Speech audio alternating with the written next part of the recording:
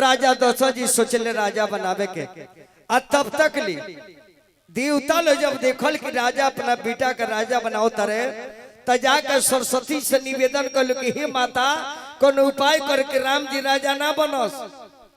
अगर राम राजा बन जाता रहे तो रावण के नाश ना हुई, ए धरती के पाप दूर ना हुई, ऐसे कोनो उपाय करे कि गोदी पर ही बैठबे ना करो।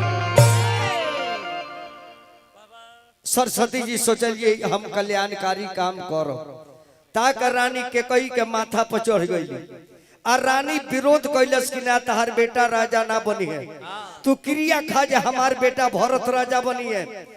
राजा के क्रिया खाए के पर गई और राम के 14 बरिस के वनवास मांग ले लो। राजा मजबूर हो गए कि अब रानी कसम खेले बड़ी आ हम रघुवंशी है, रघुकुल रीत सदा चली जाई आ प्राण जाए पर वचन। अब इन्हें राजभिषेक को के राजा बनावे के तब बेटा घर से निकलता बबुआ हो। अरे कहानी बड़ा भारी हो गई।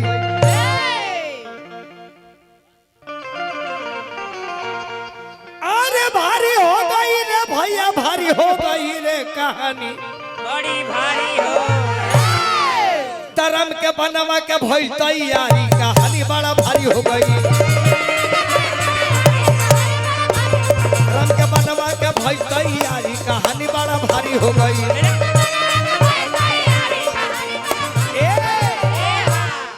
अरे 14 बरिस के अरे मंगली बनवास हो आ यही रे कारण में भइले राजा के स्वर्ग वास हो। अरे कहानी बड़ा भारी हो गई, कहानी बड़ा भारी हो गई। लखनलाल संग सिया सुकुमारी, कहानी बड़ा भारी हो गई। लखनलाल संग सिया सुकुमारी, कहानी बड़ा भारी हो गई।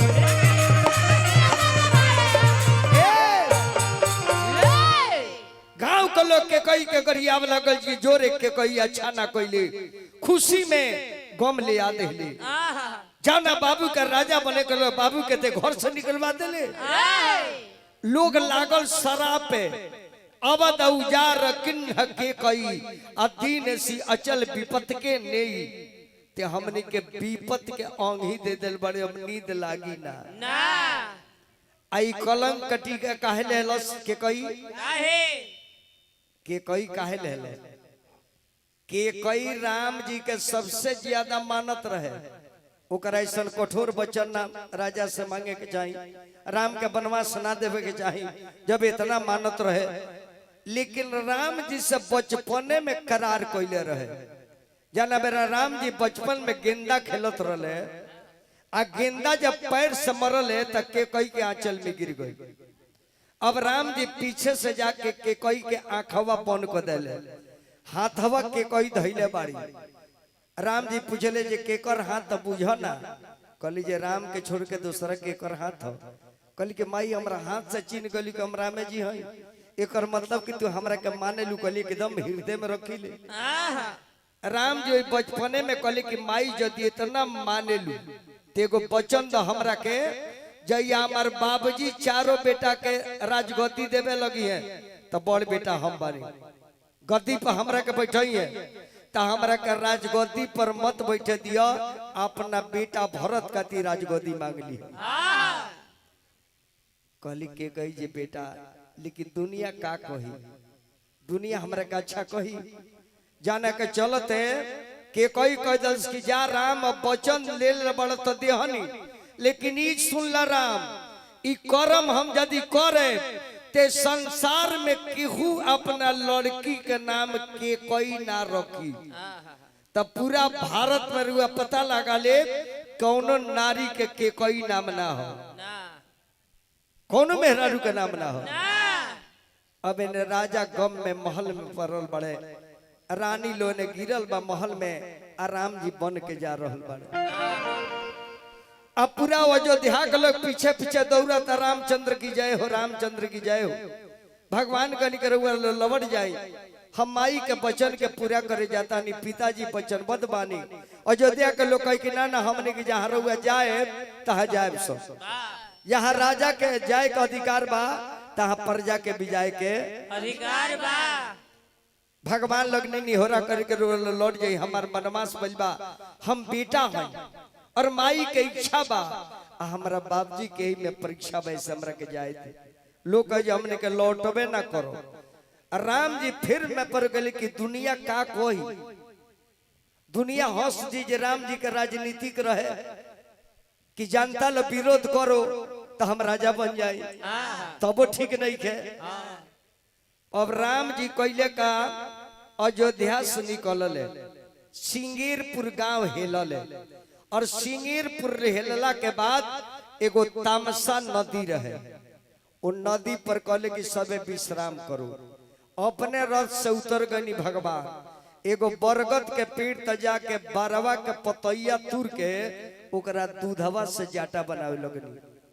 सुमन जी रथ लेके गइल बाड़े, कहले कि महाराज ई जाटा काहे के बनावता? नहीं कहनी कि सुमंत जी हमरा माई के इच्छा बा, हमारा बाबजी के परीक्षा बा, अगर ये परीक्षा में खारा ना उतरब तो रघुकुल के खानदान के बदनामी हो जाए।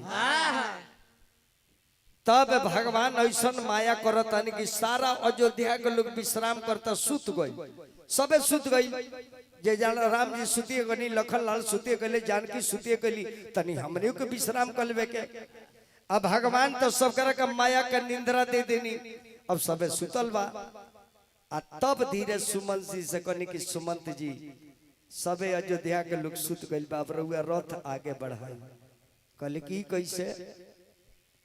और बाबूजी हमरा से कहले बनी 14 दिन में वन से घुमा के लेके आ जाइयो, और हुआ कहतनी कि रथ आगे बढ़ाई, हम कहाँ ले जाई? हाथ जोड़ के राम जी कहले कि सुमंत जी हमार निवेदन मानी।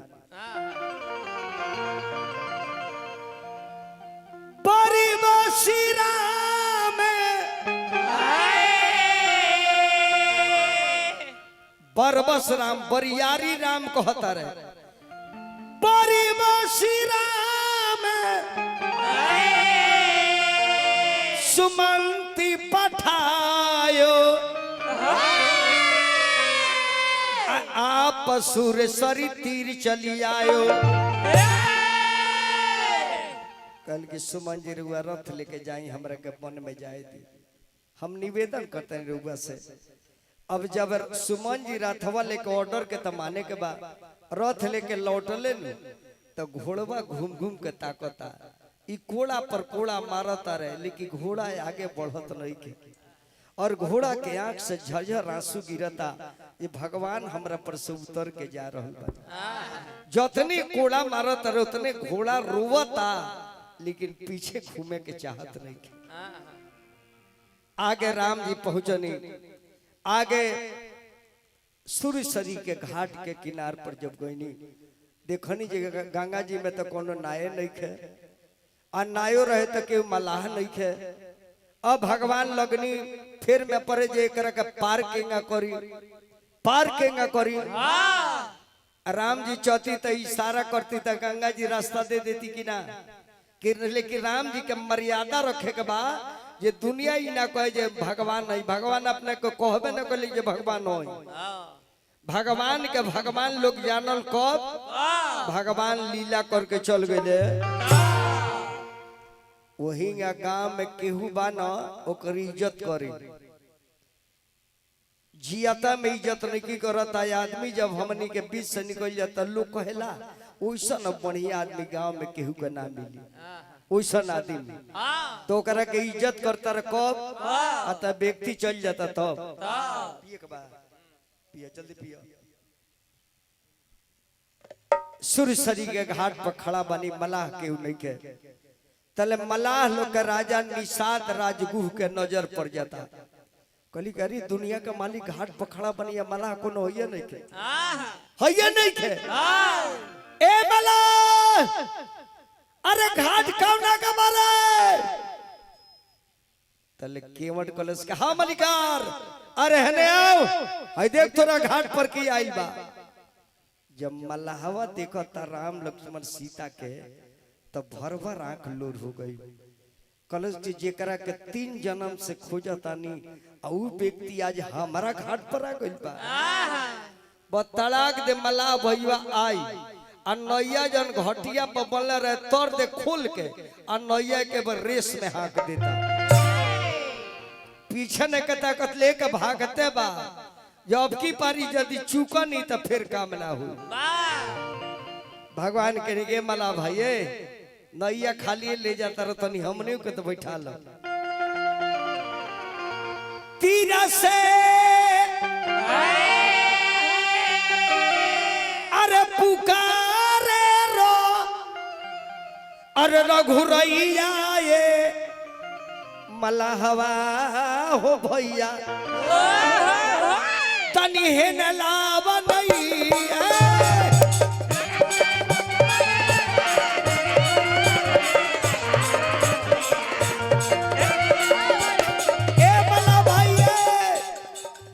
आखिर खाली ले जाता रहता है मने को बैठा लो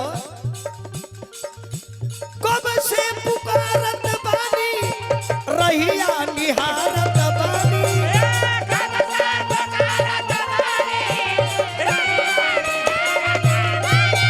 तीन प्राणी पार के जबैया मलहवा हो भैया हेन लाव नहीं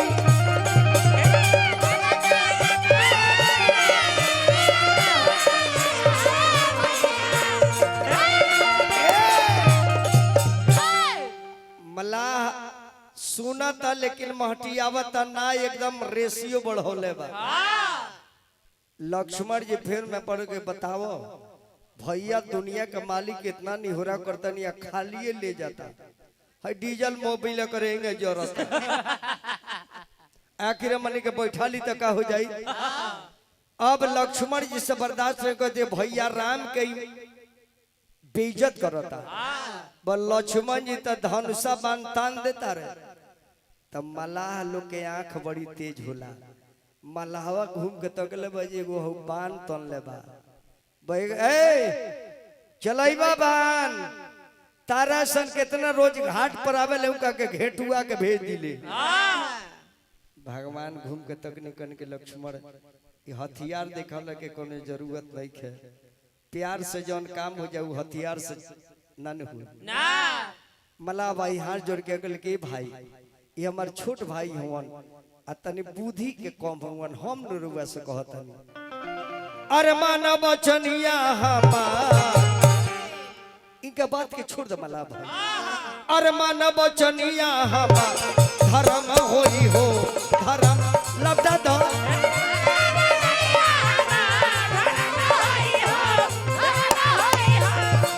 के मत भैया तू माना तो भैया तीन प्राणी पानी हमनी पार का जबैया तोहरा से हम अर्जी करीले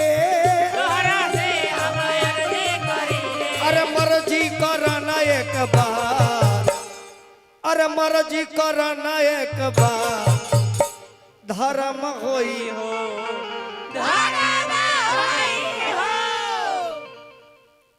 राम के सन वाणी सुन के मल्हावा के बड़ी अंदर से बड़ी बुझाई लेकिन घूम के कलश की नाई ले आए ना मांगी नाव न कीमत आना आ कही तुम्हार मरम में जाना अब लक्ष्मण जी को तर के भैया का बोला था राउर मरम कहता कि जाना तानी लक्ष्मण कल के देखो भगवान कल के देखो लखला चलाक कल के चलाकी करब तो बुरब कई में धारा जेबो चलाक कल के चलाकी कैल कि बुरब कई में धारा जेबो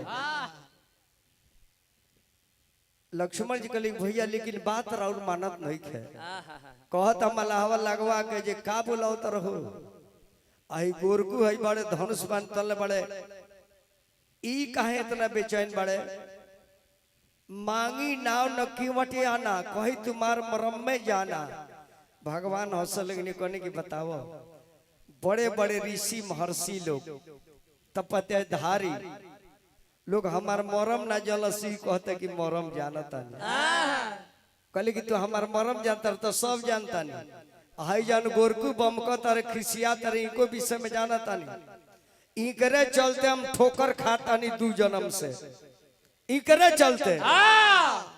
एकरा पहले रउआ विष्णु भगवान रहनी, है जानकी लक्ष्मी जी रली, है लखन लाल धनुषा बांध तले बड़े शेष नाग रले, ओबरा क्षीर सागर में रउआ सैन करतनी, हम कछुआ बन के गईनी रउआ के चरण छुए के, तई फोफिया दिले तो डरे भागनी, आज कितनो बोबिए तो भागतनी का। भगवान कहने की मला भाई चवन करे के बा कर, लेकिन हमन के विलम्ब होता पार कर दो। प्रेम लपेटल भक्ति से फेटल, अरे सुन के मठ के बनिया के, अरे सिया के पिया के हुल से लजिया, तब बोले ले मधुर बचनिया के। सिया के पिया के हुल से लजिया, बोले ले मधुर बचनिया।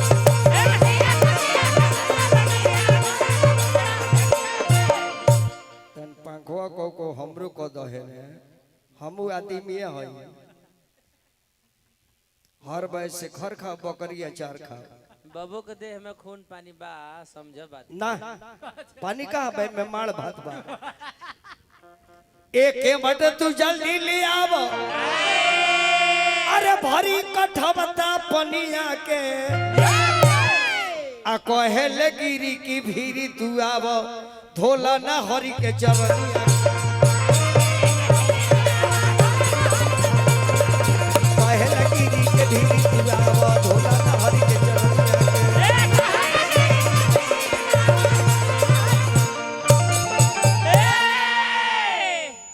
केवट कले के भगवान लाख रुआ निवेदन करो, लेकिन बीच चरण पखरले नाय पर चढ़ाए बिना काहे के रुआ विषय में हम जानता नहीं। रुआ चरण में बीमारी बा, गोदना सिमरिया में अहिल्या पत्थर बना रही, यह चरण छुगौनी तो पत्थर से मेहरारू हो गई। अक्का जाने यह गोड़वा हमरा नैया में छुआ दी तो एगो पत्थर है तो एगो मेहरारू भइल। हमारा नाई में कतने जगह जोड़ बा, एड़िया बेड़िया तेड़िया ठोकल बा, अगर हर जोड़ पर से कहो मेहरारू होते जाओ तो बताई हम कहाँ रहो। ऐसे नाई पर चढ़ाए, लेकिन शर्त हमार कबूल करी कि बाद में चढ़ाए तो मेन कर उठाओ बाबू, मेन कर तने उठाओ, ए बेंजुआ से तने ऊपर रखो एक रखे। हल हल अरे बाद में चाहे तो है नैया गोसैया, पहले पैया धोई ना हो, बाद में चढ़ाई तो है नैया गोसैया, पहले पैया धोई ना हो। ए भगवान ना तो नाई हमार मेहरारू बन जाई, नाई बन जाई नारी पूर्वक बनब भारी, नाई बन जाई नारी बुर्बक बनब भारी, नाई बन जाई नारी पूर्वक बनब भारी। नाई बन जाई नारी बुर्बक बनब भारी। छुटिए गरीबवा के गैया गोसैया, पहले पैया धोवाई ना हो।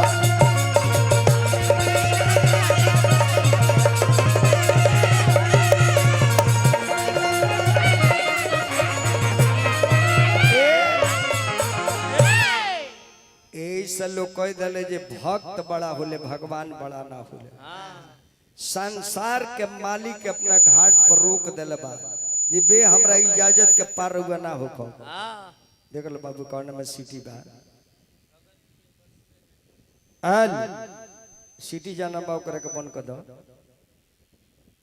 भगवान भक्त के बस में रोक गइल बानी। भगवान कहेंगे मला भाई खर्च तारा उचित जन बुझाऊ करो, लेकिन हमने के पार मला कलश की भगवान हुए जी रोकी तनी हम घरे जाए, अपना परिवार सराय करे। अब लक्ष्मण जौहरी बम को तरह जे गजब राष्ट्रपति शासन लगल बा भाई, कहता जो घरे जाए भाई तो पार लेके जाए। अब घरवा कोई तो सोचता कि आखिर पैर में जंतर बा, छुआइए तो मेहरारू बन जाई। कौन ऐसा जुगाड़ में जाके उनकर पैरवा धोई कि मेहरारुओ बने तो एगो वो कठावता लेके आई कठौती ना सोचलच कि कठौती माने स्त्रीलिंग हो जाए आ कठवत कर तो पुलिंग हो जाए तो मौरत के केंगा मेहरारू बनाई है अब भाई राजा राम बड़े झाल बजाओ तरी मेहरारू ना बनी है एक रखाती नरदेव काका के सुमरे के पड़ी।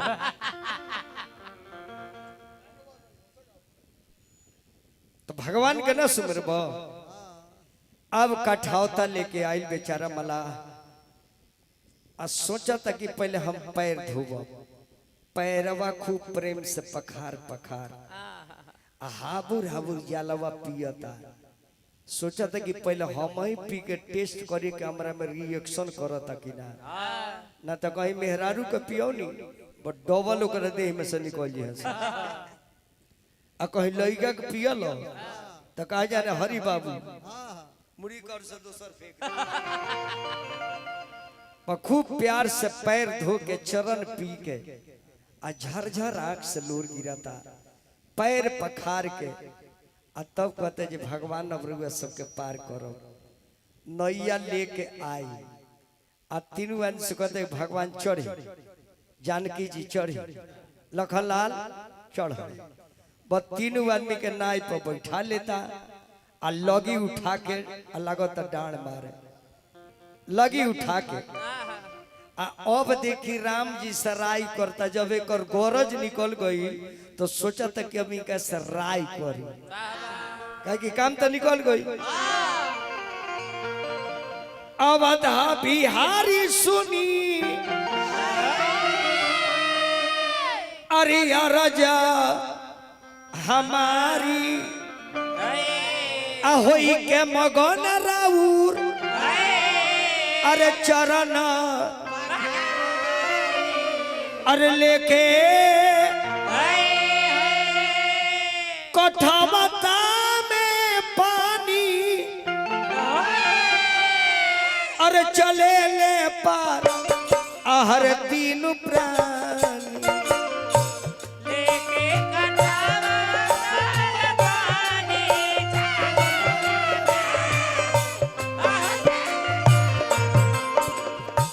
लेके कठवता में पानी चले ले पार आहर तीन प्राण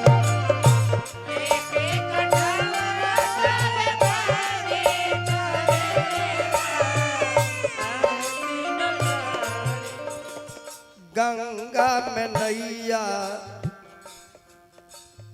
नैया में दोनों भैया खेबले मलहवा संग में बड़ी सिया मैया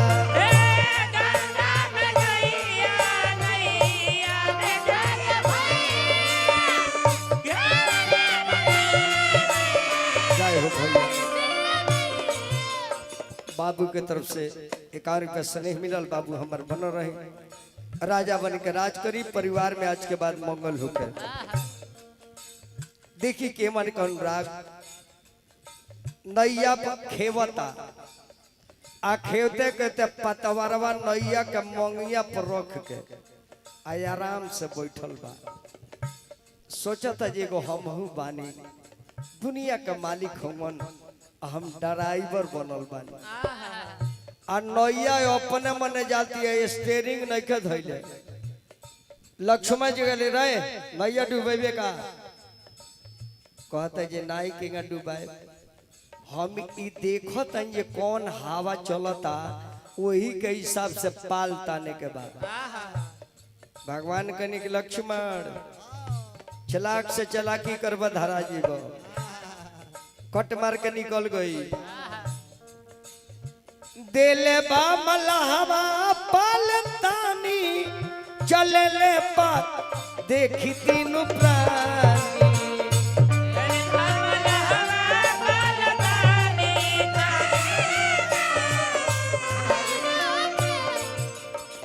ओह पर जब मलाह भाई खे के ले जाता रहे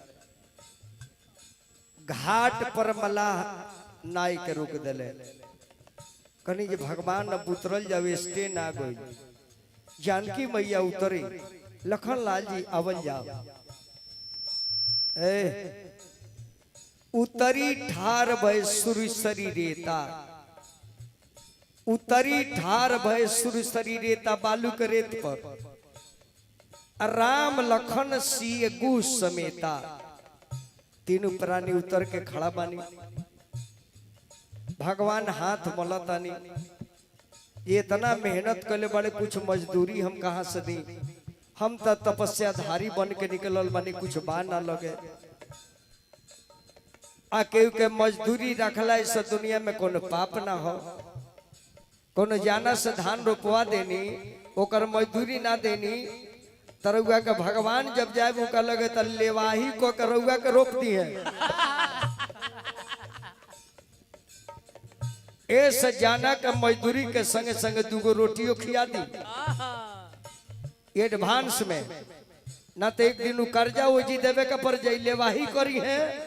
आ वही में जौरी में से ना रोपी है, पुलुंगिए रोप दी है, मुड़िए काट दी है।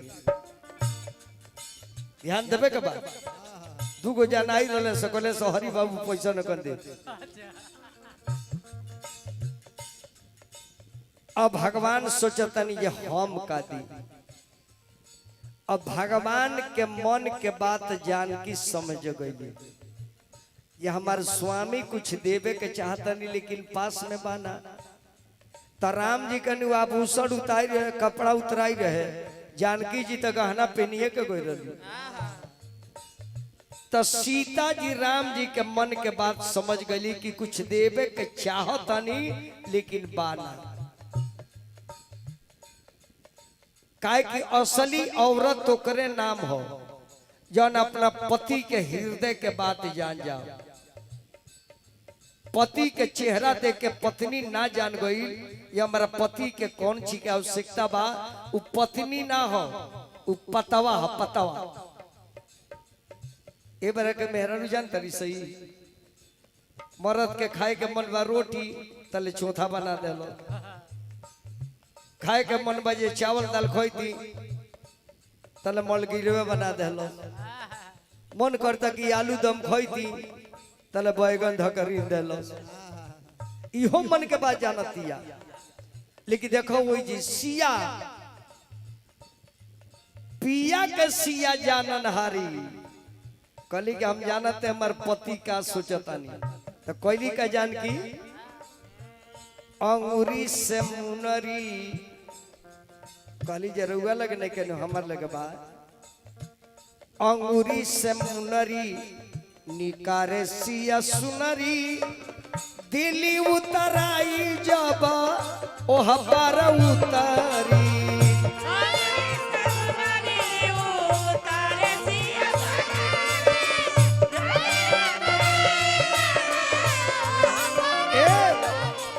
छिप जालू कहली जे स्वामीनाथ है हमार मुंदरी ली अदीदी मलाह के। जैसे भगवान कहते हैं कि मलाह भाई अपन मजदूरी ले लो, बड़ी मेहनत कैले बड़ा। मलाहवा उरी रोए लागल कि भगवान हम जाने के रहुआ हमारा घाट पर आइल बनी इज्जत बढ़ावे खातिर, रहुआ तो इज्जत घटा देने। भगवान कहने की इज्जत करो तानी कि बेइज्जत करो तानी, कहली कि बेइज्जत करो तानी। कहीं धोबी धोबी से कपड़ा के धोवाई लेला, नाई नाई से दारी का बनाई डालेला, मलाह मलाह से खेवाई कैसे ली। रहुआ ड्राइवर हमहू ड्राइवर, अंतर इतने बाहे प्रभु कि हम नदी नाला का ड्राइवर बानी, रहुआ भवसागर के ड्राइवर बानी। इ मजदूरी देख के दूरी मत बनाई। अगर मजदूरी हम ले लेता नहीं तो हमरा मांगे के अधिकार खत्म हो जाए। ए सरवल सबसे निवेदन बा 2026 में इलेक्शन बा मुखिया के सरपंच के, अच्छा चुनाव कर लेवे के बा। आ केहू प्रत्याशी के जीता के से चाय नहीं के पिए के, ना तो एक चाय पी ले रहुआ चाय पर बिका गई। ओकरा बाद मुखिया से कोनो अपेक्षा रखता नहीं तो राउ रूपुर बकाही का है। आ लोग लगता कह जे मुखिया जी 5 किलो तनी मुर्गा भेज दी आ 10 को तनी बंटी बबली। अब वो मुखिया से जाकर कह कि हमारे सोलिंगवा कहने के मन, तो मुखिया जी का कहिए रानवा खोला तो याद नहीं है। अब सोलिंग तू खा ले बड़ा हमरा के ही खाए दो। हाँ लालू सन के फेर में मन नहीं के ए से मजदूरी देख के दूरी ना बनाई और वह बाँचो रही तो कुछ हमार हक रही मांगे के। कहता मलाहवा बोलेला मलाहवा मधुरी बानी उतराई हरी जी हम त नानू ले हमरा हुआ से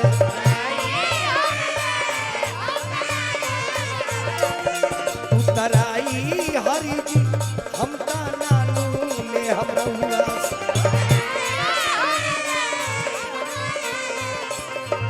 ए भगवान करी के मला भाई ले लकल के ना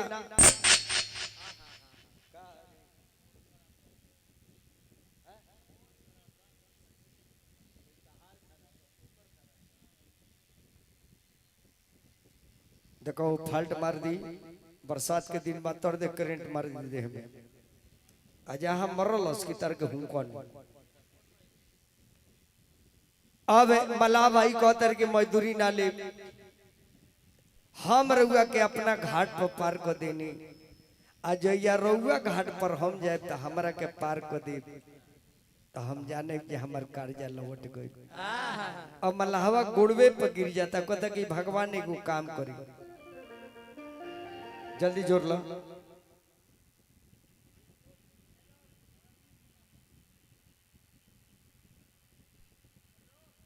न तो बारिश में लो तो मरबे करी कड़ा कड़ा।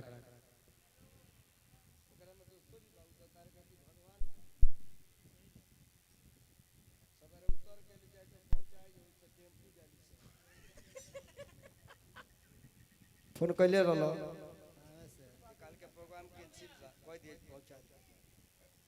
सबरे थावे उतार दे चलिए टेम्पू से दबाव ले लो। कहले मला जी भगवान यदि मजदूरी देवे के बाद तीगो हमार बात मान ली कहले के मलाह बोलो अत जौने घाट सरुआ आज पार करता नहीं जैया बन से लौटे तो एक बार हमरे घटिया से लौट जाए और यदि रउआ कुछ भी दे देव ना उहे प्रसाद समझ कर मजदूरी मान ली। लेकिन भगवान जबान दी एक दिन खातिर मलाह के घरे रुक जैती न तो हमारी इज्जत बढ़ जाई कि भगवान ने मलाह के घरे आई। अब देखी मर्यादा पुरुषोत्तम मर्यादा के खिलाफ ना जाइए। अब सोचा तर कि मजदूरी के बदला ही मंगले बाजी एक दिन रुक जाए। अब माई हमार बचन क्रिया खेले भी बाबजी के जे 14 वर्ष खातिर वन में राम जाई है। अब बाबजी हमार बचन खा ले बाड़े आ ई कहता जी एक दिन हमरा के रोके के पड़ी तो 14 वर्ष के वनवास में एक दिन बिफोरे राम जी आके मलाह के घरे बितवनी ये बेचारा के वचन दिले बानी हमारा सब है मांग ले भाई नाम में तो हम का करी ऐसे कि रामो राजा रहे तो वो मलाह के राजा रहे।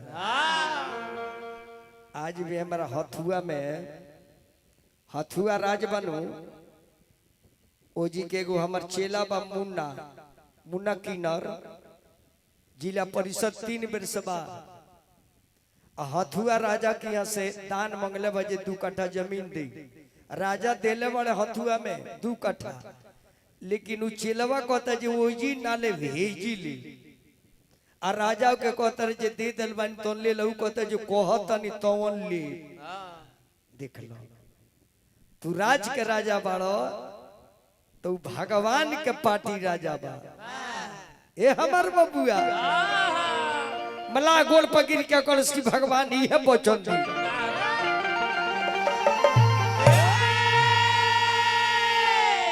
कहला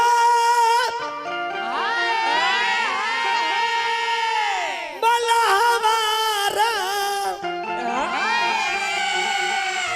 अरे चरणवा में गिर के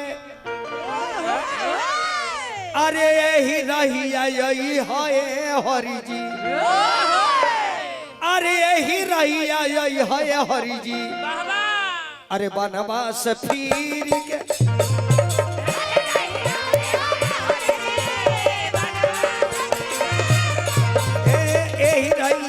आई है हरि जी बनवा से फिर के ए भगवान हमने के जात के मलाह है और कुछ टाइट बोल दिले हो करते कदी क्षमा मांगता काहे कि मलाह है हमने के अंदर के मुलायम है मुहवे के टाइट है आ टाइट ना बोले से तो लोग किरोयो ना देला ऐसे तनी टाइट बोले के पड़ेला सीधा है सीधा बोली गंगा जी का तीर के सीधा है सीधा बोली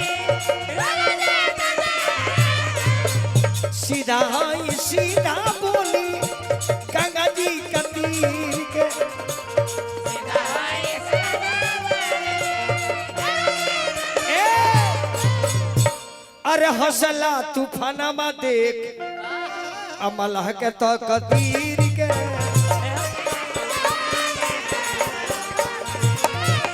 ए हौसला तूफानमा देख माँ लह के तो कदीर के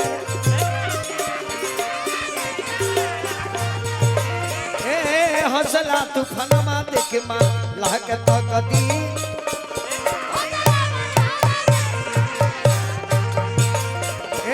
हौसला तूफानमा देख माँ लहक तक अब इन्हें सुमंत जी रथ लेके अवतर अयोध्या में अयोध्या के लोग जाना था कि राजा के आदेश बा कि 14 दिन में घुमा के लेके आई हो तो रथ जब आई तो राम जी अबे करी है सारा अयोध्या वासी लोग इंतजार में बा आ सुमन जी दिन में रथ नहीं कर लिया साझी कर लिया तर किरीन डूबला पर का है किरीन डूबला पर लेके उतर जे केहू भेंटे ना करी केहू से भेंटे ना हो लड़का कहीं क्रिकेट आ बॉल खेले जाले सो जब मैच हार जाले सो नु त राती खाना आवेले सो सवेरे लोग कहले जे कारे मैचवा जीतुओ सकिना आ तो ड्रॉ हो गए बारिश आ गए आज जब जीते ले तो दीने में हाला कर चले से जिंदाबाद जिंदाबाद गांव के लोग जिंदाबाद ऐसे कि जीतल बड़े तो अब तो सुमंत जी हार गई बड़े बरात में रथ लेके आवत रहे कि प्रजा देखल राजा के लगे जाके कल कि महाराज सुमंत जी रथ लेके आ गई बड़े तो राम जी सोचले राजा दशरथ की एकर मतलब बेटा राम जी आ गई सुमंत के दरवाजा बुलावल गई दरबार में बराबर लेके बोलत माइकवा बाबू बराबर लेके बोलत और तने साउंड बढ़ा के सुत जा साउंड तन बढ़ा दो ओकरा बाद सुत जा निफिक्र होके हां उठाइए के अब दरबार में सुमंत जी गइल बड़े मुड़ी झुकोले बड़े महाराज दशरथ जी कहने की सुमंत राम कहाँ बड़े तो सुमन जी के मुंह से बोली निकला तो खाली झरझर उतर कर कि सुमंत रोवत काहे बड़ा कहले कि महाराज मत पूछल जा कहते बचनवा ये राजा जी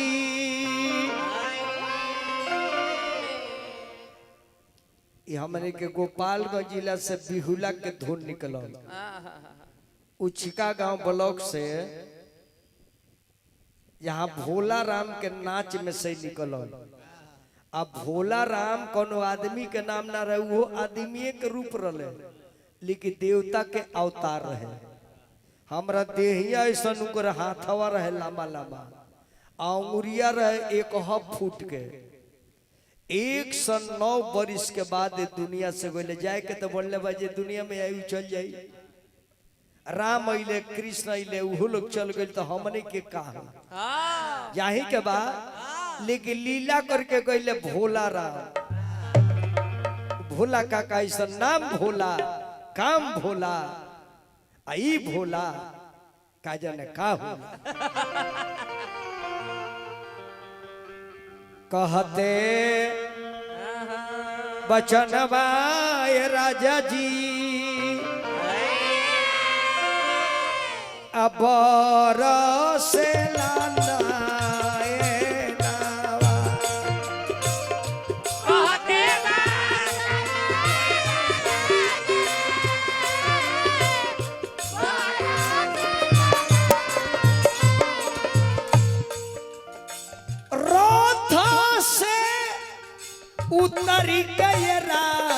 जी बबुआ गईनी हो बाना।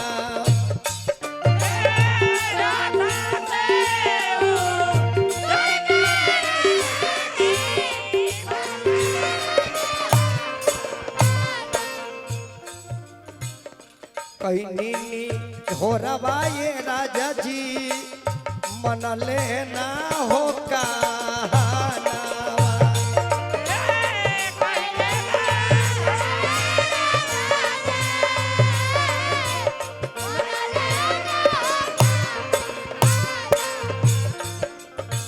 जटावा बनाइए राम जी चली गईल हो बाना।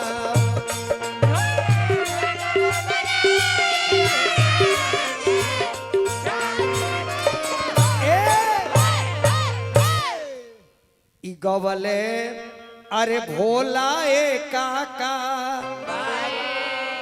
अली खले हो तू खाना।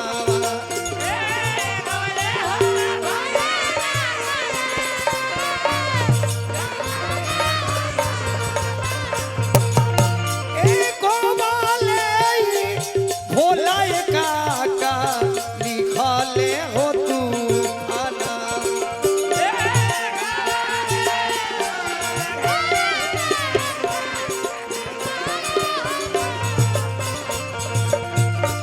रथ से तरीके राजा जी राम गईल हो बाना।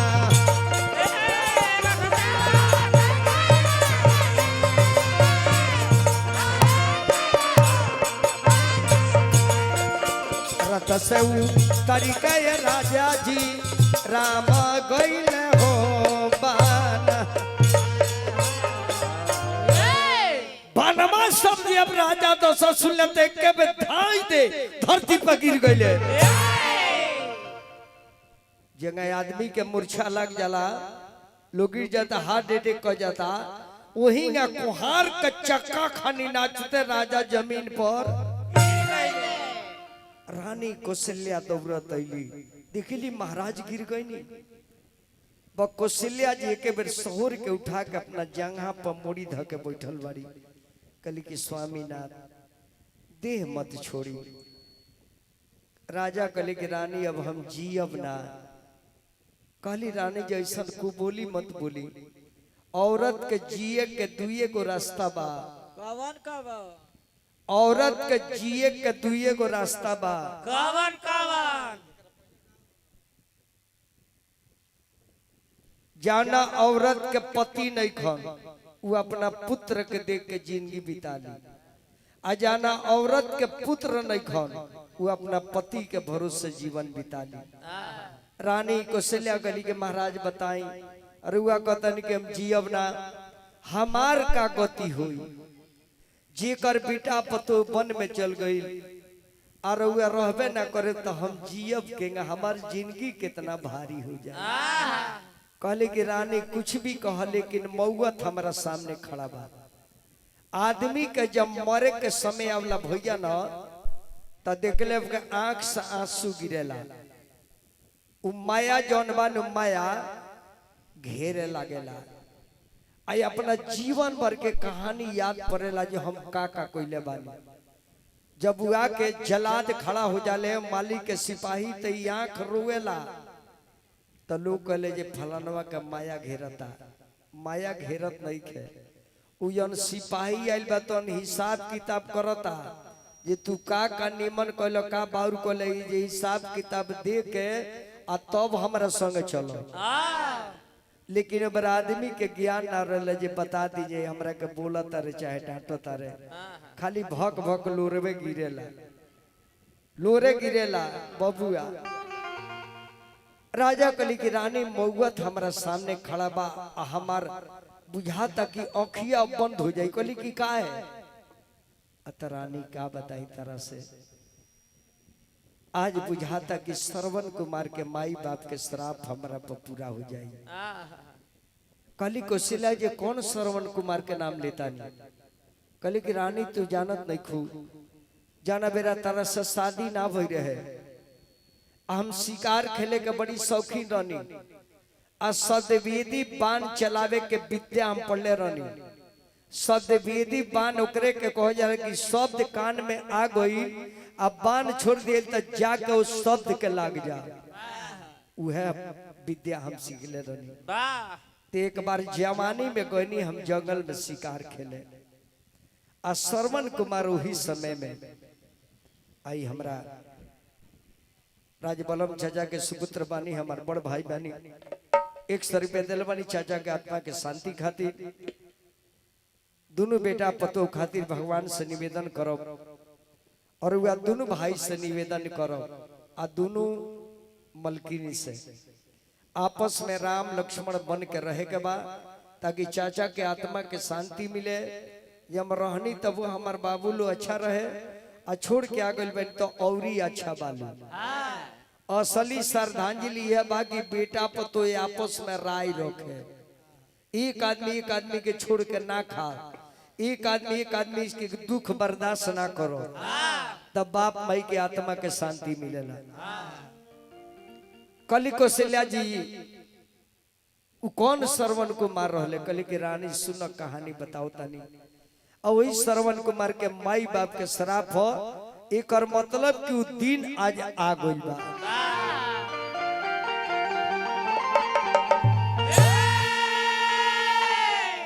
रानिया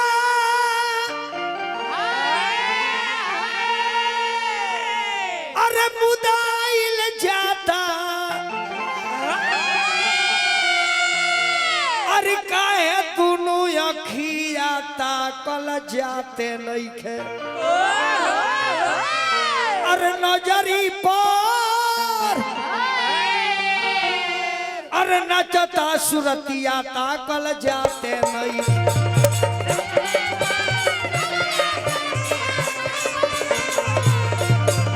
नजरी पर नचता सुरतिया ताकल जाते नहीं।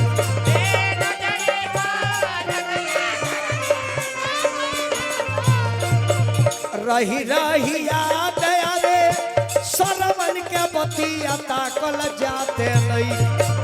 रही रही याद आवे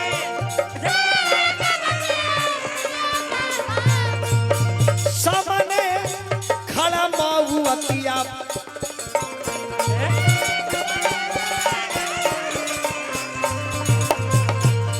अगा बाबा खड़ा महुअतिया ताकल जाते नहीं।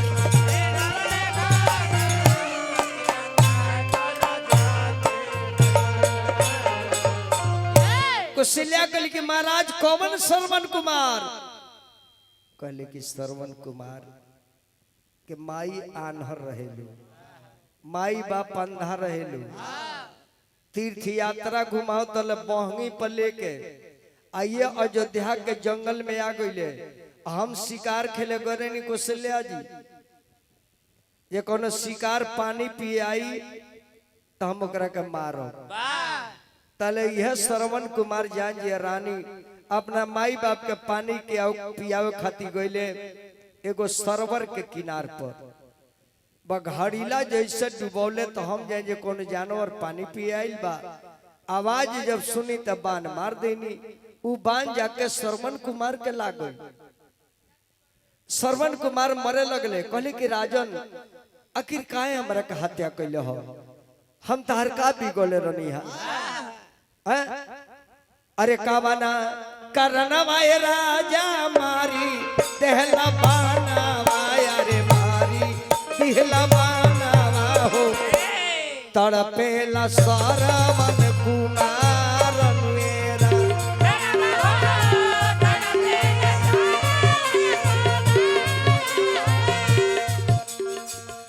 पानी के करनवाए राजा योई नी जंगलावा में योई नी जंगलावा में तड़पेला माई बाप हमार मेरा।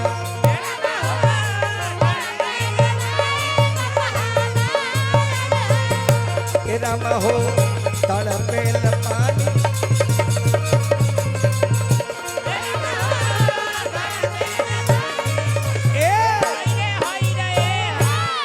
रानी हम जान जानी कि श्रवण कुमार के बाण खींच के पीरा कहर ली, लेकिन श्रवण कुमार के प्राण जब जाए लगल तो कल के राजन हमरा मरला के अफसोस नहीं खे, अफसोस से बात के बाकी माई बाप के प्यास ना बुझो।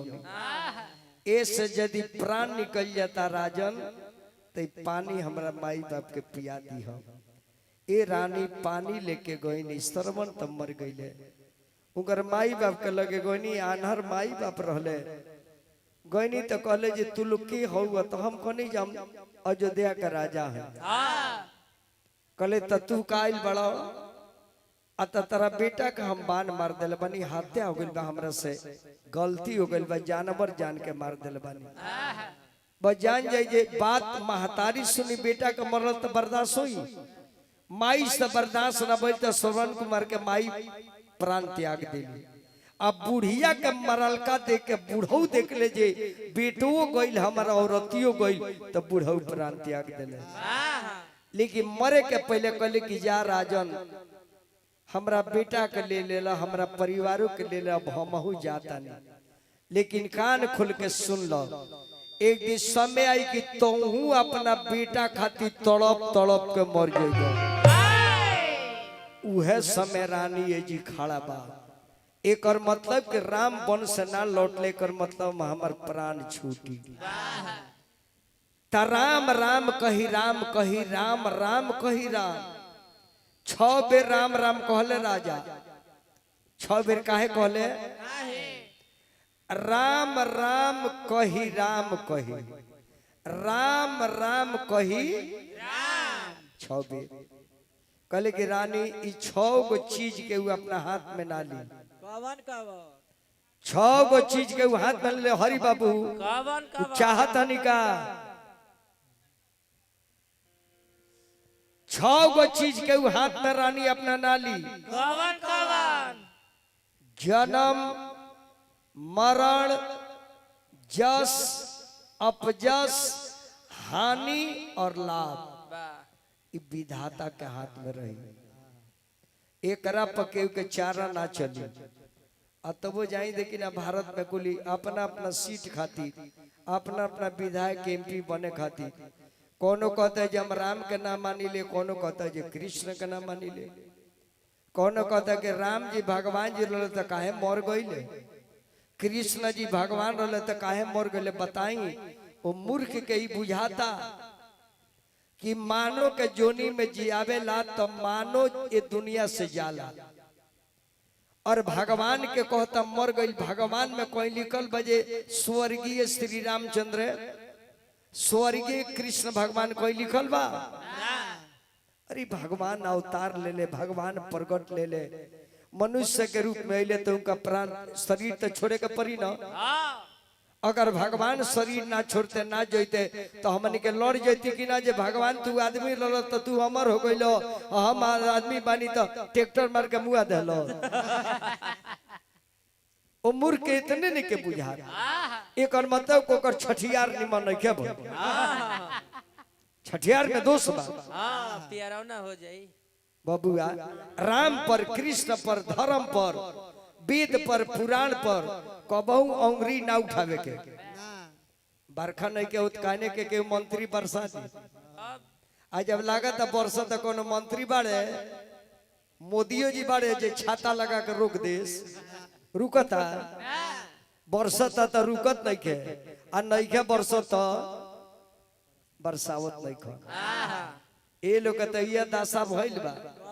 एगो रहे तो कहता जे हो तारे यहाँ पानी बइला त ना, हमरा तो बिया में पूरा ठेहुन बर लागल बा। तार गाँव में भइल का ना? हमरा गाँव नहीं के भइल, हमरे खेतवा में भइल बा। ऊ कह जे रे तोरा गाँव में नहीं के भइल, तोरे खेतवा में केंगा हो गइल बा। तो न कह जाना एगो हम भाला रखले बानी, जब जरूरत पड़े तब गोभ दिले हदर हदर गिरे लागेला। अच्छा तेगो कहते जे भालवा धरेलिस कहाँ, तो ऊ कहते एकरा ऊपर से नीचे ले। आई हो ए लाबरा के जबड़ा में लुका जाला। बबुआ प्लस्ती मारी ले यहाँ के बुझेला कि अब आत्मा छोड़ो। विलीन हो जाए। अरे यहाँ के अब का कहल जाओ। अब राजा कल की रानी उहे श्राप आज हमरा पर पड़ गई। त राम राम कही राम कही राम राम कही राम 6 पे राम राम कही के राजा के प्राण छूट गई। देखी विपत पर विपत, भगवान हुए विपत पर विपत। इन्हें बाबजी का प्लान फेल, लड़का चल गई वन में, उन्हें लड़का जाता वन में तो बाबजी चल जाता सुरधाम में। अब राजा के लाश घर में पड़ल बा, जेकरा 4 गो बेटा आ केहू बेटा घरे नहीं खे। कौशल्या अलगे छाती पीटतारी, सुमित्रा अलगे पीटतारी, के कई ओई में पीटतिया। कुछ लोग गरियाओ त जे हे करे करते ही काम भइल बा। अब केहू घर में नहीं के। गुरु वशिष्ठ जी के बुलावल जाता, गुरु वशिष्ठ जी आई नहीं।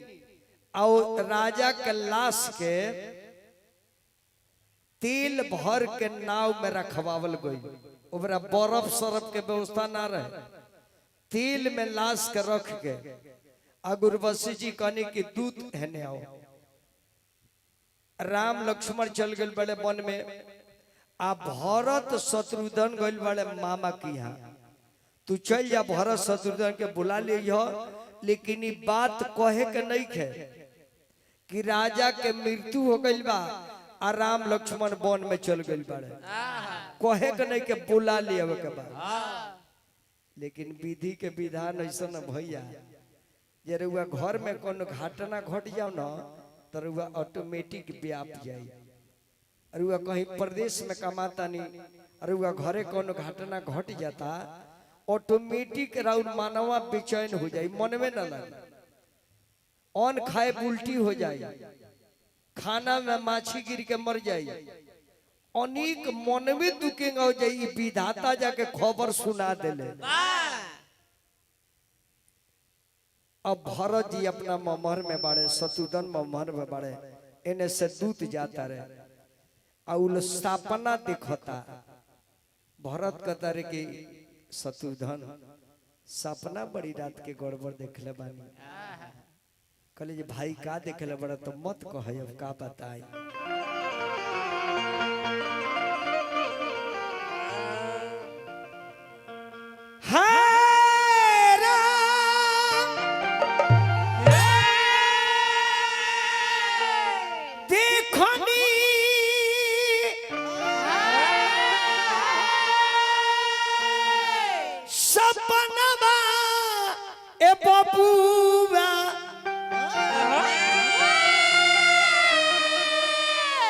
अफरा के लाना के नामा देखो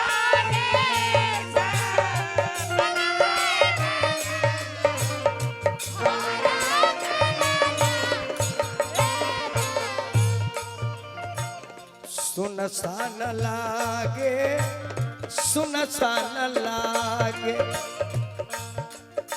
सुनसान लागे ये बबुआ आबाधा के भावना।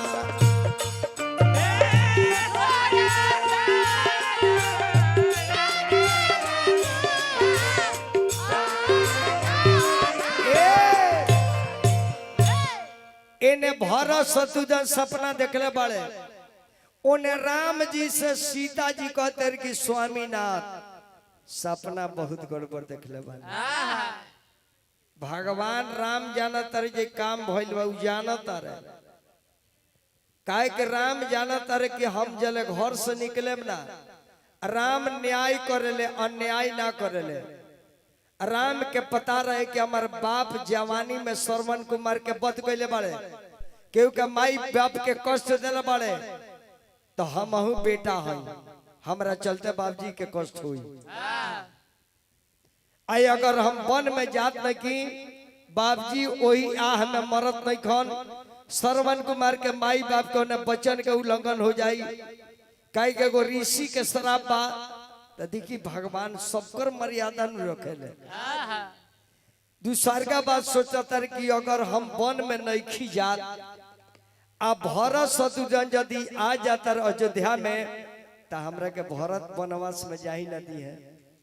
अब वन में जात न की तले चरित्र लिखात नहीं के राक्षस के संहारे ना हुई उन्हें सीता जी सपना के बात को उतारी इन्हें ई दुन भाई बतिया उतारे तले दूत पहुंचल बड़े दूत के जब देखल लो न त तनी औरी गौरहुअन भड़कल जे सपनो गड़बड़ आ ई यही पे रकाया गइले त दूत से पूछत हल कि भैया घर के समाचार ठीक बा ना माई ठीक बलो पिताजी ठीक बानी बिल्कुल सबे ठीक बा और वो गुरुजी के आदेश में से वो लोग के घरे चलल जरूरी बा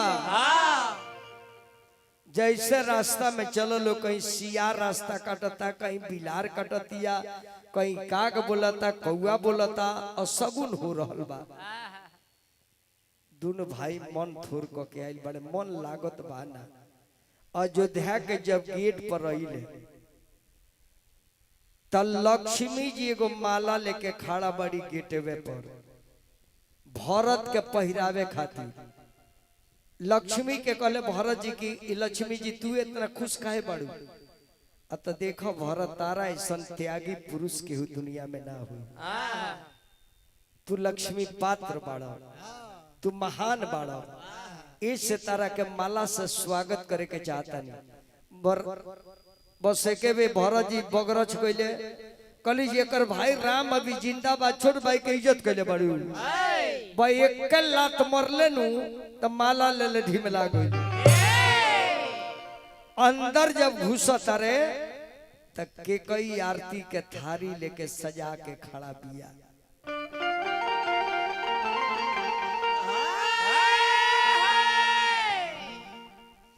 के कई महतारी फुर्ती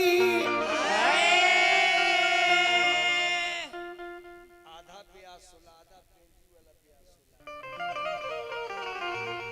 तब अनाथा में जिंदगी बिताओ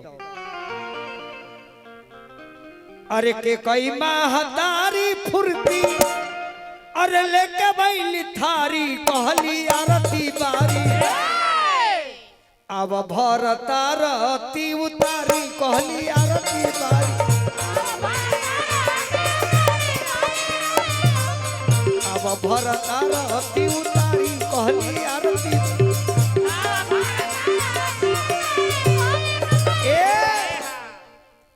भरत कली माई बड़ा खुश बड़े का बात बा अत बेटा भरत तरफ बड़ी खुश मानी तोहरे खातिर तो सब लीला भइल बा कौन लीला न खजानत भरत राम लक्ष्मण सीता वन में चल गए आ तहर बाबजी दुनिया के छोड़ देनी कहले जी का ती कैसन गाय बड़ी जी अपना बछरू के खा गईले अपना पति के खा गईले अरे हमरा के बचपने में काहे ना ते मुआ देले अफसोस बाकी तोर बेटा हम बन के आ गईनी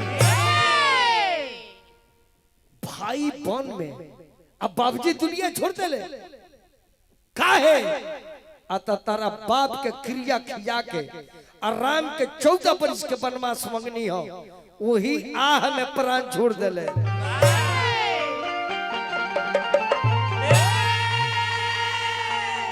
छतिया में अरे मुका मारी के अरे रोवेले भरत जी मायरे का कोइले अरे भाई देहले अरे घर से निकार मायरे का कोइले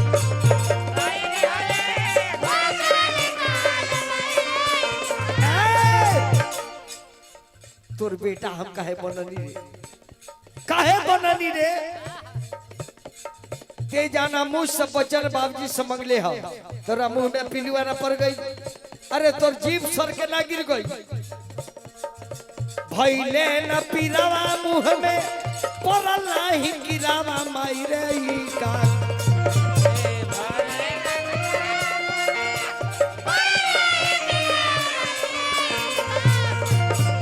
भइले न पीरावा मुंह में पड़ल नाही गिरावा मायरे ई का कोइले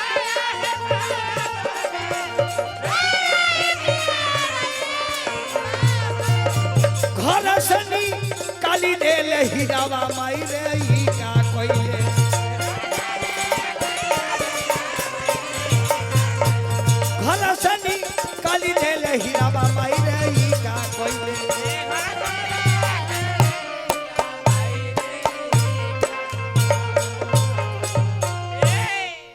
छाती पीट पीट के रोए लगले गुरु वशिष्ठ जी आके पीठी पे हाथ धो के कनी की भरत विधि के विधान है होनी हो के रही ई विधाता के हाथ में बा जेकर बाप घर में पड़ल बड़े लाश पड़ल बा तुरुआ तार पहले ई देखो ना कले भरत जी की गुरु जी रुआ रहते ही कैसे हो गई कहिए भरत में हमार दूसरे के भाभी प्रबल जन होनी बाऊ हुखबे करी 1 मिनट इने उने ना हो 1 सेकेंड जेगा जमीन के रजिस्ट्री कइला वही अब बनावे ला एकरा के लिख देलवे के हे तारीख हे दिन के हे समय हेतना बजे तारा चल जाए के बाद तो तारा देह में चाहे 10,000 बीमारी हो जाओ उ जइले लिख देल बड़े तो ये कतनो कष्ट होई तू रहबे करबो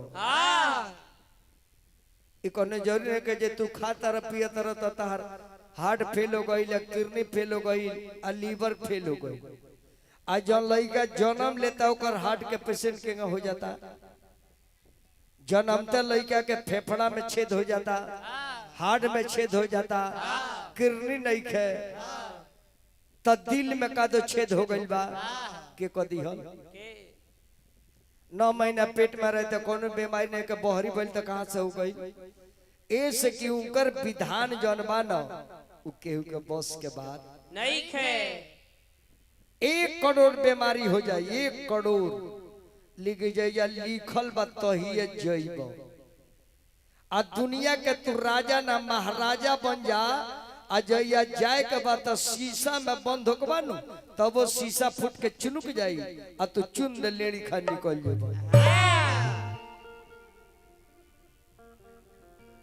जला कि ना हरी बाबा ओका बैठला से का होला फैट बढ़ेला फैट कह के कहल जाला कई के ई बते व्यास जी फैट कह के कहल जाला अब पढ़ले बाबे बीए ले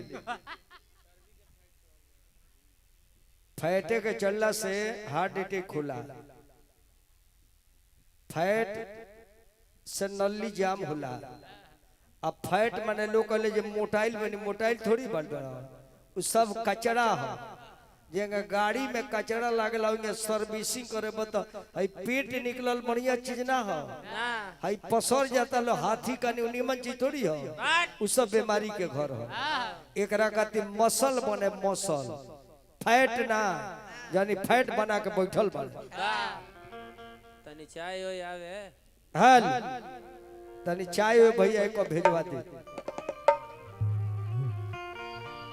अब भारत जी रोवा तारे बाहर दुनिया 4 भाई 2 भाई घरे होइए नहीं खन आ 2 भाई सुन ले बड़े ताइल बड़े अब लगले विमान बनावे रोवा तारे ओही हाथे बनाओ तारे अरे बनावे लगले भरा सुंदर विमानवा ए बनावे लगले भरा सुंदर विमानवा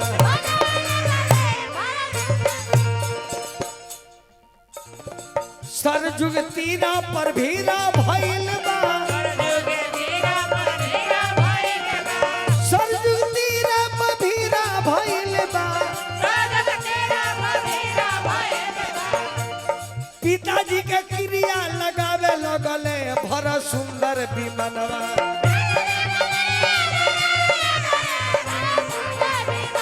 बनावे लगले भर सुंदर विमानवा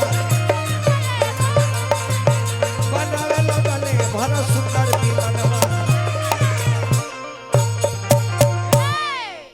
तनौर बेसवा के कोम कलो है कर पछाप देता तेरी मेन के उठा दो बाबू आएंगे बेस के तनी नीचे कर दो हल देखी दुखे पर दुख राम जी के जन्म भइल बा त बधाई बाजल आ सियान भइले त दुखे में दिन बीते लागल पहले गले त तारुका के मरले उन्हें हत्या कैले मर्डर केस फसले नु उन्हें से लवटले एगो पत्थर के नारी में ठेका दिले तो मेहरारू तैयार हो गई उन्हें जनकपुर गईले तो राजा लो सजुरा गईले बिना बाप माई के आदेश से लड़की से शादी हो गई शादी करके ले कैले तो बनवास हो गई बनवास भइल तो बाबजी के मृत्यु हो गई धन है राजा राम ई राजा राम थोड़ी ना ना वो परम पिता ई तो ज्ञानी मूर्ख होगा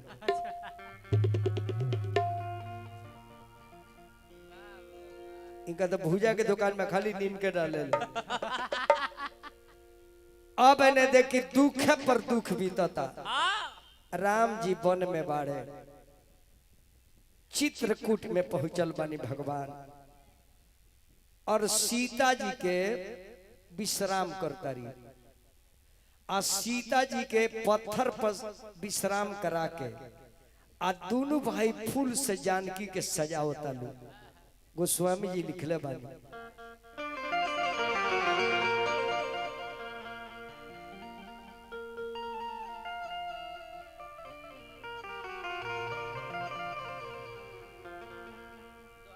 हल सीता जी फटिक पर बैठल बड़ी पत्थर पर और दोनों भाई फूल से सजावता लोग और वही पर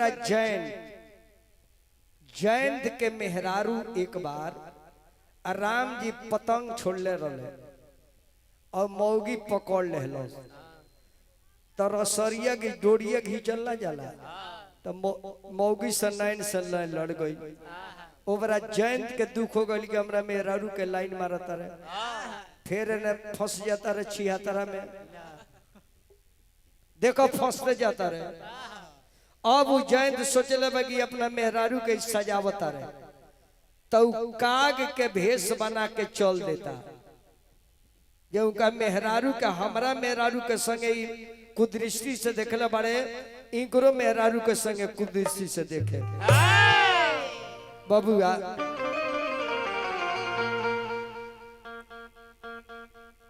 राम सीता जी के करेले सिंगारवाना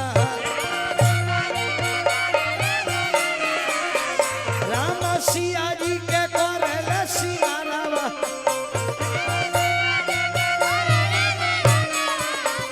जब तक बन के करेला बिचारवाना जब तक बन के करेला बिचारवाना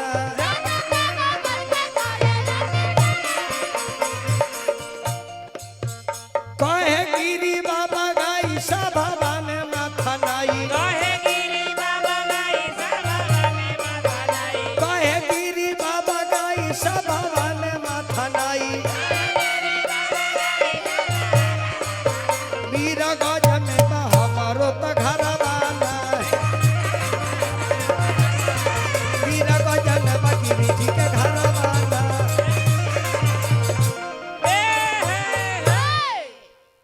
जयंत काग के भेष बना के अवता बबुआ आके सीता जी के चरण में चोंच मार देता लिखल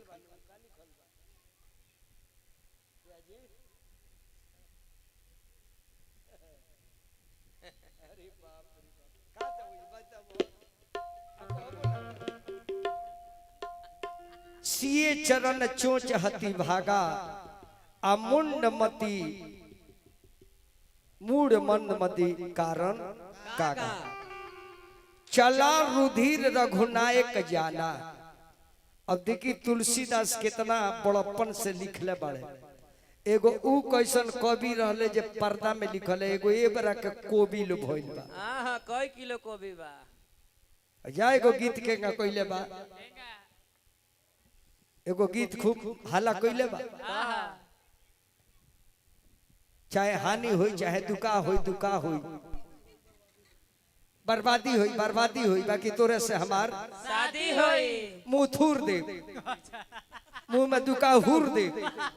बर्बादी हुई लेकिन तोरे से शादी होई बेचैन हो गई भी ऊ बढ़िया करती है टावर पर चढ़े के नहीं को ना बर्बादी हुई आबादी हुई लेकिन तोरे से मुंह में बेलना हुर दे, ढेर बोलबा लोला थुर दे। बुझल कि ना?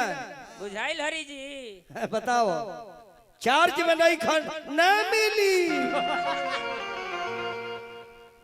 आके चरण में चोच। अब रउआ सोची जे सीता जी बाड़ी राम जी के चरण पर सजावत आलू आ कागवा आके चोच मारता पैर में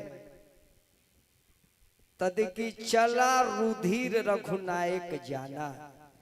उप खून अगर चरण में मरले बा तो खून कहाँ गिरी? जमीन पर। तो खून कैसे ऊपर आ गई? छाती पर। सिए चरण चोच हति भागा मुंड मंद मति कारण चाला रुधिर रघुनायक जाना। तो के जान गए ऊपर बहे लगो। लेकिन कभी तुलसीदास सोचले कि ना उ चरण में ना मरले रहे से कि गोदी में लेके बैठल रहे स्तन में मरले रहे तबे न देह पर राम जी के गिरल। लेकिन तुलसीदास कितना पर्दा में लिखे लेकिन हम छाती ना लिखब नारी के अपमान हुई तो चरण लिख दे। आए बरा के कभी लो छाती के पूछता ओकरा फेफड़ा में ले ढूक जाता बबुआ। अब जब खून देख ले राम जी देखो कुछ उखाड़ के छोड़ देता रहे। अब कुसवा कागवा के पीठी आवे लगता।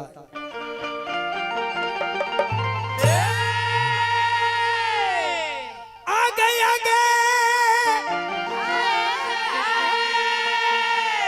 कागवा रे भागोल अब पीछावा से बनवारे लागल किया रे भैया जी हो राम जी के कोरे लहारा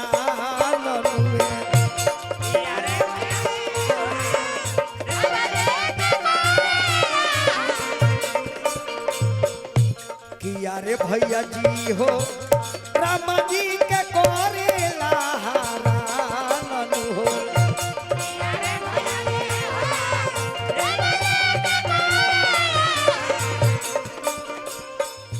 आगे आगे कंगमारे भागोल पीछा से बनवारे लागोल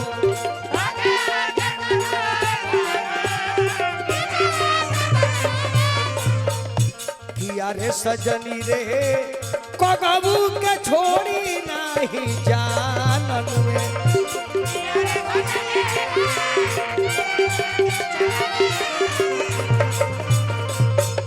किया रे सजनी रे कगबू के छोड़ी नहीं जानन मेरा।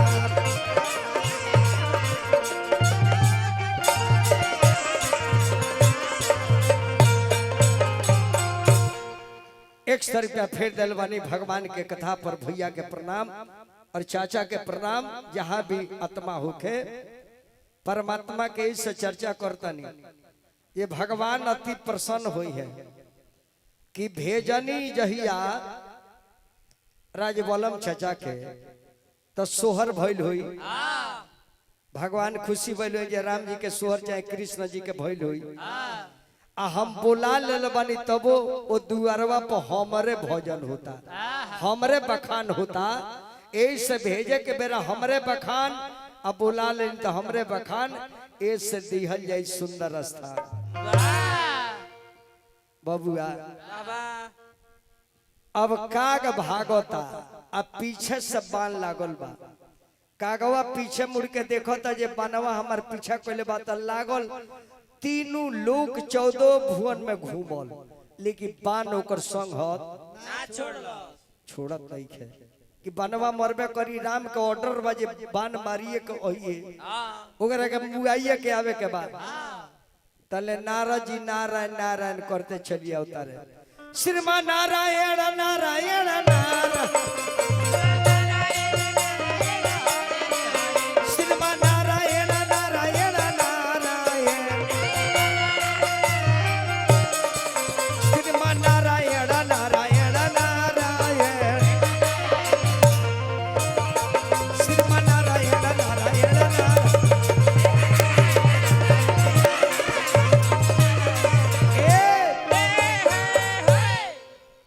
नारायण नारायण नारायण कागवा कहते ये नारद जी हमारे के बचाई ना तो हमरा पीछे हथियार लागल बा नारद देखा विकल जयंता लागी दया कोमल चिते संता नारद देखा विकल जयंता लागी दया कोमल चित संता नारद जी कहले कि काग केने केने घूमी अलो तो चारू घूमी यानी बान छोड़त नहीं के नारद जी कहले गो केने जाइब अरे किधर जाइब बोला बोला ए कागा किधर जाइब बोला बोला ए कागा पूरब जाइब कि पश्चिम जाइब पूरब जाइब कि पश्चिम जाइब दक्षिण जाइब कि उत्तर जाइब बोला बोला ए कागा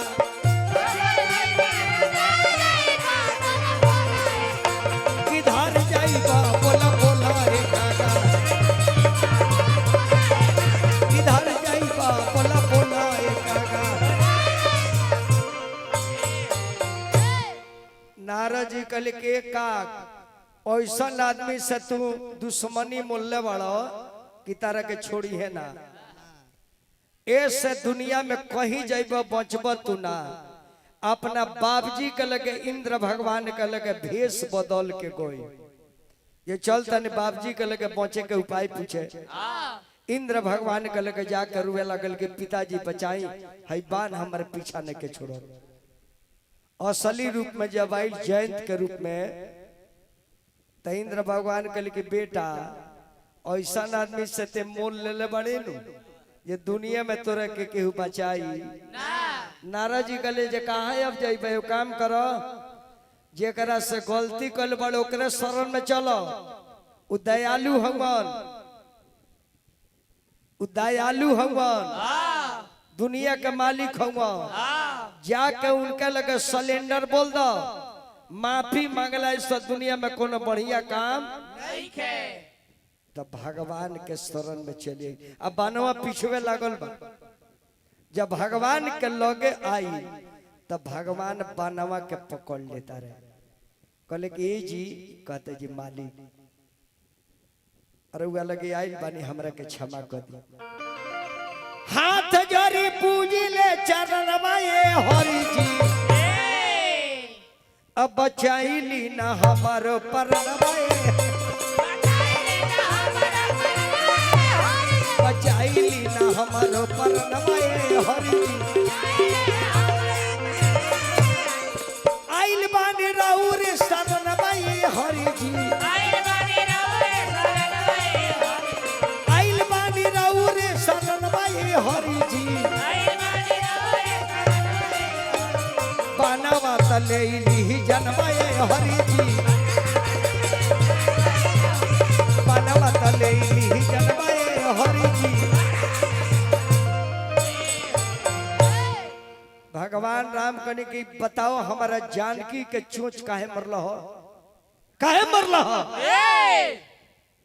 तो जवाब देखी का देता कहता भगवान हम 3 गो चीज रउआ में जाने के चाहनी है कवन कवन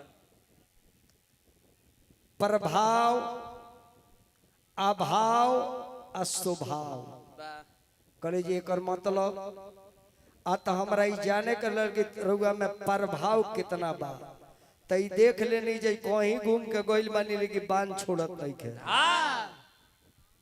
और अभाव अभाव ये बात के रलो कि तनी एहू बहाने जानकी जी के चरणवा से दर्शन कली तो हम कौआ के भेष में मानी काग के तो हम तो ठोकर मारे तो खून निकलिए जाई तो हम तो माता के चरण में गुड़ लगनी है तो उतला गई ठोरवा से चरणवा के अभाव रलो तो कहले भगवान जी अब अतर और प्रभाव देखे आई बनी और अब स्वभाव देखे खाती आई बनी के और स्वभाव कैसन हो भगवान अपना के हार गई ये हमार प्रभाव देख ले बा अभाव गुने इच्छोच मरले बा अब स्वभाव देखे के चाहता तो स्वभाव यदि हम एक के क्षमा नहीं की करत तो दुनिया के लोग कही के राम जी के स्वभाव बढ़िया नहीं खे गिरला के माफ नहीं खन करत बबानवा लेहले सिकवा के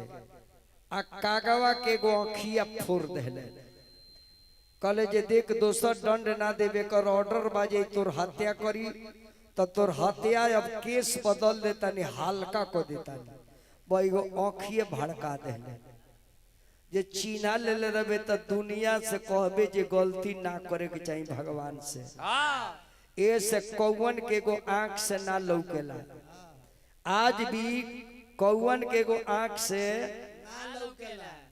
जाने की ना हरी बाबू ओकर आंख के गो बंद कर दे तो ढीमला जाए एके गो से देखेला एगो से ना देखेला ऐसा सत्य और देखी ये सत्य चीज के लोग कहते जे रामे जी ना हुआ कृष्ण जी ना हुआ अतार दादा रहले का ना रहले रे राम कृष्ण ना रहते तो दुनिया रही बढ़िया बोई जो लोग चल गई तोरा कहे के चाहिए ना तो एबरा राम जी जी आके खड़ा हो जा कि हम राम है गिरी जी चीना तार की ना तो लोग जे पगलाइल बका हो एगो डांटा ले आइबो हई कहता जे राम जी है हई बताई राम जी बनता इज्जत करबो एबरा भगवान कृष्ण आ जाए हमनी के घरे दूध दही जाके चोरा के खा जाए एको जना इज्जत करिए लाबदा लेके पिठिया में लगी लो सारा दही के छाली घींच ले लो तब बढ़िया बाजे इज्जत लेके चल गए ना ते कलयुग में इज्जत लोग रही हरी बाबू इज्जत करीते अरे ई सब फोफी हो गइल बड़ा सब अने जाई है धर्म परिवर्तन लोग कहता बक्सर में धर्म परिवर्तन लोग करता कि राम कृष्ण का नइखे माने के काहे ना माने रे जो ते मत मान कृष्ण जब हो गए तो तोर कोनो धर्म रह गए रे ते कुकुरो खइबे सियारो खइबे बिलारो खइबे हाँ तो कृष्ण के कोनो धर्म होला है ना हिंदुए में ना तुर्के में ना यही पर ना वही पार और तो विदेशी ऐसा चलल वाले सब फंड देता रहा क्रिश्चियन बन जाइबो 2.5 लाख रुपया दे आ मिशन में काम करिए भारत में दखली देवे खाती करता रहा कि भारत में सब कोई के क्रिश्चियन बना दिया जा भारत के लोग के धर्म बिगाड़ दिया जा जन क्रिश्चियन बनावे आवता ओकरा के रूम में बंद करी गरम पानी थोड़े करके उबाल के आ दे पर 1 गिलास फेंके के बाद जब सब रोआ जर जाओ तब ओकरा के घूर में डाल के मूस खानी पका के कुकुर के आगे लगा दे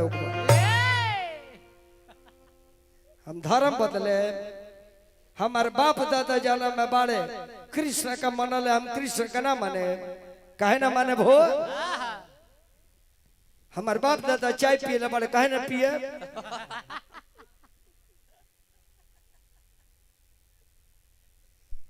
एहू बात तो हंस दे